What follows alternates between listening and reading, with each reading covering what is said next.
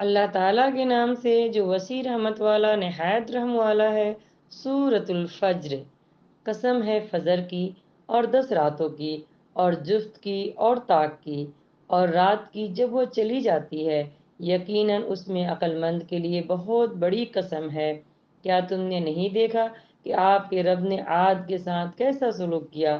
عاد ارم جو ستونوں والے تھے، وہ کہ ان جیسا کوئی شہروں میں پیدا نہیں کیا گیا، اور سمود کے ساتھ جنہوں نے وادی میں چٹانیں تراشے، اور فرعون کے ساتھ جو میگھوں والا تھا، وہ لوگ جو شہروں میں سرکس ہو گئے، بس انہوں نے ان میں بہت زیادہ فساد پھیلایا، تو تمہارے رب نے ان پر عذاب کا کوڑا برسا دیا۔ بلا شبہ تمہارا رب یقیناً گھات میں ہے، مگر انسان کو جب اس کا رب آزماتا ہے، پھر اسے عزت بخشتا ہے اور نعمت دیتا ہے، تو وہ کہتا ہے میرے رب نے مجھے عزت بخشی ہے، اور جب اسے وہ آزماتا ہے اور اس پر اس کا رزق تنگ کر دیتا ہے، تو وہ کہتا ہے میرے رب نے مجھے ذلیل کر دیا۔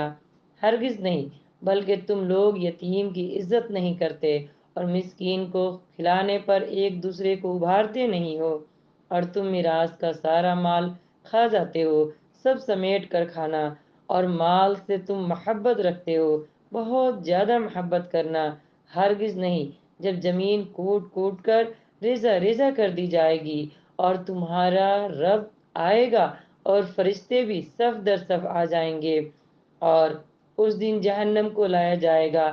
اس دن انسان نصیحت حاصل کرے گا، اور اب اس کے لیے نصیحت کہاں؟ وہ کہے گا اے کاش میں اپنی زندگی کے لیے کچھ آگے بھیجا ہوتا۔